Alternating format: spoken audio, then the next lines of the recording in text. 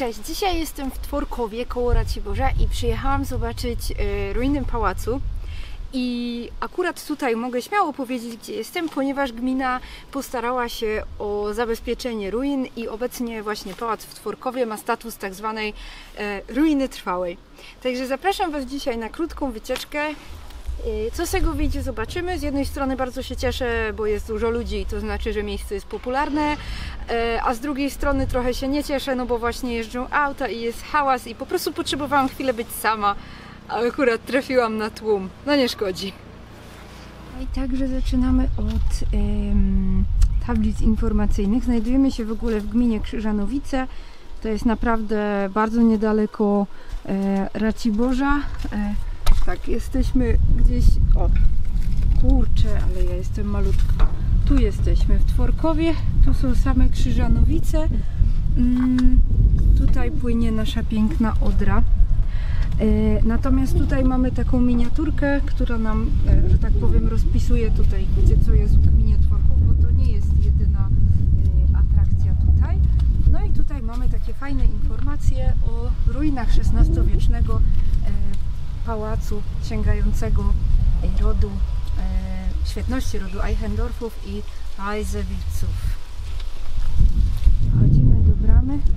Tu jak widać 1 listopada, czyli jutro, obiekt nieczynny. Ja sobie zrobiłam takie Halloween. Pawełek został w domu pracować, a myśmy nagrywali w Sławikowie fajne rzeczy. No, będę Was informować o tym na profilu. I tutaj jesteśmy właśnie przy wejściu, przy bramie do pałacu. I ktoś akurat z muzyką podjechał. Tu mamy wejście na wieżę. Zaraz tu wejdę, ale będę szczęśliwa, mogąc sfilmować i sfotografować te szczegóły. Erbaut. Aha, tu mamy 1874, tą wersję. No dobra. Historia Schloss Tworkau zaczyna się najprawdopodobniej od średniowiecznej warowni. Pałac zbudował Kasper Wiskota von Wodnik, sędzia ziemski, który nabył dobra tworkowskie w 1557 roku. Można mniemać, że budowa pałacu rozpoczęła się lub zakończyła w 1567, sugerując się detalem na wieży. Nie wiadomo, czy pałac został wtedy wzniesiony od podstaw, czy przebudowano istniejący już obiekt. Ukończono wtedy skrzydło zachodnie z wieżą, natomiast 2 kolejne skrzydła wzniesiono już w XVII wieku. Kasper von Wodnik zmarł szybko, zaledwie po kilku latach rezydowania w pałacu. Dobra ziemskie odkupił sędzia księstwa opolsko-raciborskiego Johann von Bess von Köln und Katowic. Brat sędziego, Adam, odsprzedał je później kolejnemu rodowi, a tamci kolejnemu i kolejnemu i kolejnemu. W 1772 roku pałac został odkupiony od barona von Tach przez rodzinę Eichendorff za kwotę 130 000 guldenów. To właśnie Eichendorffowie wybudowali park w stylu angielskim oraz powiększyli okoliczne stawy. Ostatnimi mieszkańcami pałacu została rodzina von Saurma i Jelcz.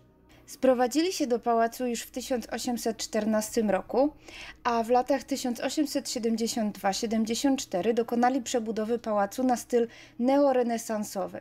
Pracę nadzorował Karl Heidenreich, współpracujący m.in. przy przebudowie pałacu w Kopicach. Do wschodniego skrzydła dobudowano charakterystyczną czworoboczną wieżę, zaś wieża w zachodniej części pałacu zyskała neogotycki wystrój. Dziedziniec został otoczony charakterystycznymi arkadami. Jest naprawdę mnóstwo ludzi i ciężko tutaj opowiadać, po prostu ciężko się na czymkolwiek skupić. Proszę zwróćcie uwagę, jak będziecie oglądać cały już film, to oprócz słuchania historii zwróćcie uwagę, że tutaj też nie zachowały się stropy, wszystkie schody są zrekonstruowane i mam nadzieję, że za kilka lat oglądając ten film i porównując go do obecnego stanu pałacu w Sławikowie, powiecie, że hej, przecież w Sławikowie teraz też jest tak samo, teraz też są zrekonstruowane schody, można ten obiekt bezpiecznie zwiedzać. Także nie ukrywam, że też przyjechałam tutaj, żeby zobaczyć, jak gmina Krzyżanowice sobie tutaj właśnie poradziła z pałacem w Tworkowie. No, czy jestem optymistą? No tak. Ciekawostką jest uruchomiony w 1839 roku przypałacowy browar, który był górnośląskim pionierem ważenia piwa na sposób bawarski. W 1874 pod opieką rodziny von Szarma-Jelcz rozpoczęto produkcję piwa typu pilzneńskiego. Od wiosny do jesieni na linii Tworków-Racibórz kursowały specjalne pociągi pozwalające gościom cieszyć się ogródkiem piwnym. Była to jedyna tego typu inicjatywa na Śląsku. Browar zakończył działalność pod koniec XIX wieku. Nie potrafił stawić czoła większej i potężniejszej konkurencji.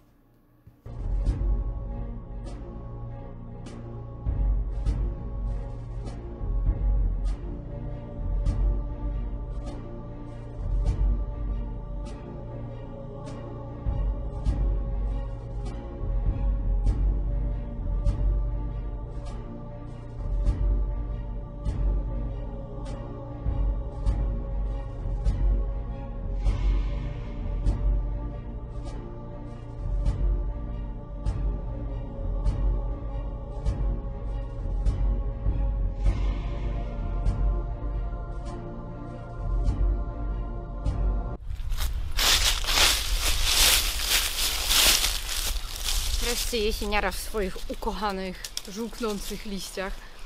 Słuchajcie, zawsze jak widzimy taką ruinę w tym stanie, tutaj akurat jest fajnie zabezpieczona, bo tak jak mówiłam, to jest pałac ma status ruiny trwałej, to zastanawiamy się, co jest przyczyną. No i tak wstępnie wyczytałam, że przyczyną tego stanu rzeczy były pożary, no i że pożary były dwa i na pewno też w lektorce troszeczkę więcej Wam opowiem o przejściu Armii Czerwonej przez ten rejon, ponieważ z tego, co wstępnie się tutaj dowiedziałam, to też miało ono jak najbardziej wpływ na obecny stan pałacu. Także posłuchajmy teraz troszeczkę o zniszczeniach. Skąd ten ogrom zniszczeń? Pałac zapłonął po raz pierwszy w 1931 roku. Podobno łunę widziano aż z odległości 60 km. Spekuluje się, że podpalenia dokonano celowo w celu wyłudzenia odszkodowania. Osoby, które były świadkami impregnacji dachu łatwopalną substancją, zginęły w niewyjaśnionych okolicznościach. Zniszczeniu uległy zresztą także te partie pałacu, które nie zajęły się ogniem. Dlatego Towarzystwo Ubezpieczeniowe odmówiło wypłaty odszkodowania.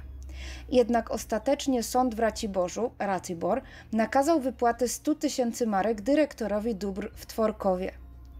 Nie zrobiono nic, aby jakkolwiek pomóc pałacowi po pożarze.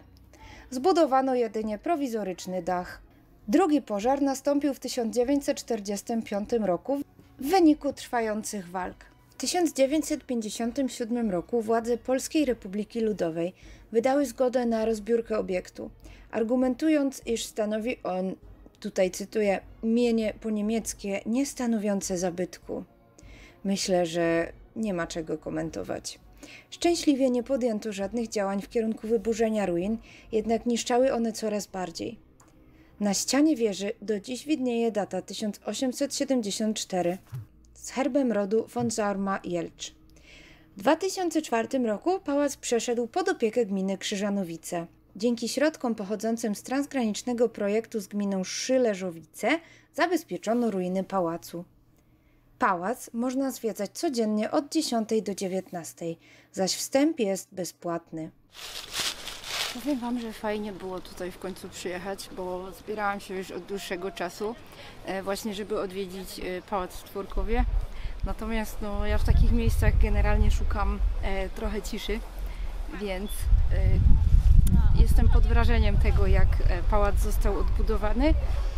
Mój głód przygód nie został zaspokojony, ponieważ jest to takie chyba familijne, niedzielne popołudnie. No ale fajnie, że ludzie się interesują historią takich miejsc, że w ogóle chcą je oglądać, nawet jeżeli się tą historią nie interesują, nawet jeżeli chcą po prostu pooglądać widoczki, bo są naprawdę przepiękne z wieży widokowej, polecam wejść, obejrzeć samemu. No, a ja chyba muszę dla siebie wykombinować takie cichsze miejsce, tylko nie wiem, czy na dziś, bo za niedługo mi się i tak skończy światło, ale słuchajcie, naprawdę genialnie zabezpieczona ruina trwała. Nie jest to jakiś wielki obiekt, warto przyjechać, warto zobaczyć, co się tutaj dzieje.